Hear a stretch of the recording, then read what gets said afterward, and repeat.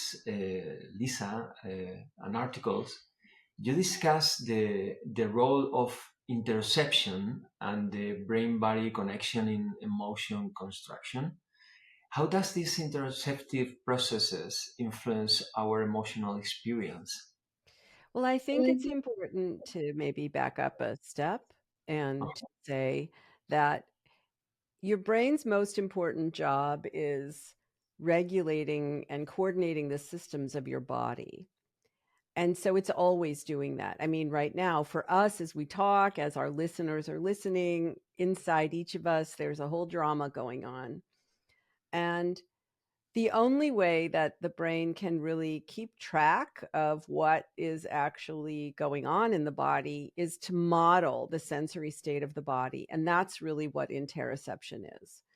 Mhm. Interoception is not your awareness of the aches and pains and, you know, um, all of the little physical sensations that you might have throughout the day. It's not your awareness of your heart beating. It's really not any of those things. Interoception is your brain's modeling of the state of the body. And that modeling has two parts.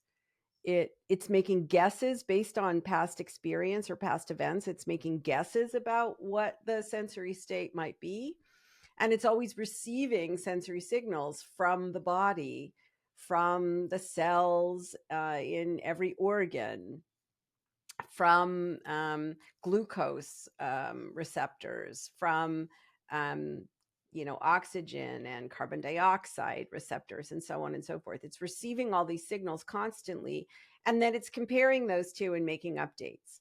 And the brain is using this sensory modeling to keep track of and regulate the body in the same way that it uses other senses like touch and to control the skeletal motor parts of your body, like your eye movements and your arm movements and your leg movements and so on. So sensory modeling in the service of motor control is a theme that you see again and again and again in nervous systems, including human nervous systems. So given that the brain is always regulating the body, so it's always making predictions about what the interoceptive consequences will be, and then updating those predictions when necessary based on the information, the signals that are coming from the body all the time. That means interoception is with us all the time, not just in moments of emotion, but really always. And um, and I think that's important because one thing to understand here that a lot of people don't realize is that you aren't really, none of us are really wired to experience very small interoceptive changes. There are thousands, maybe, more of those changes happening all the time.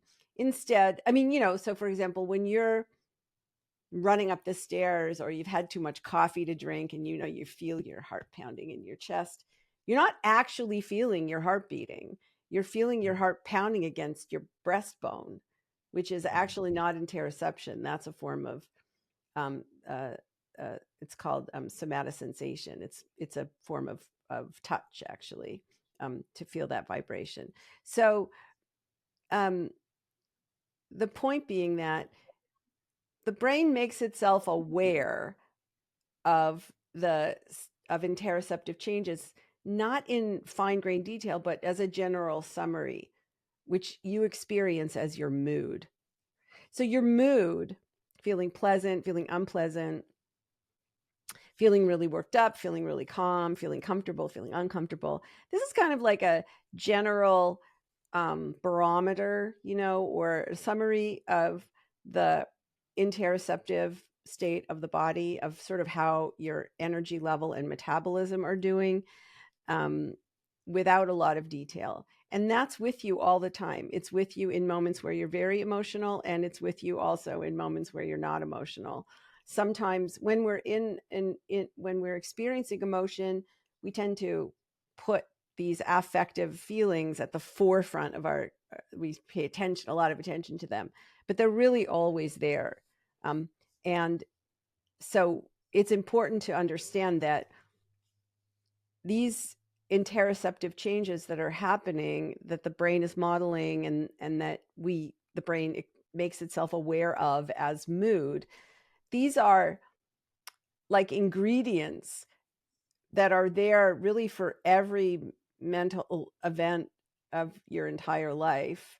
When they happen to be intense, when the changes in interoception are intense, those are usually moments when our brains make sense of those changes as emotions.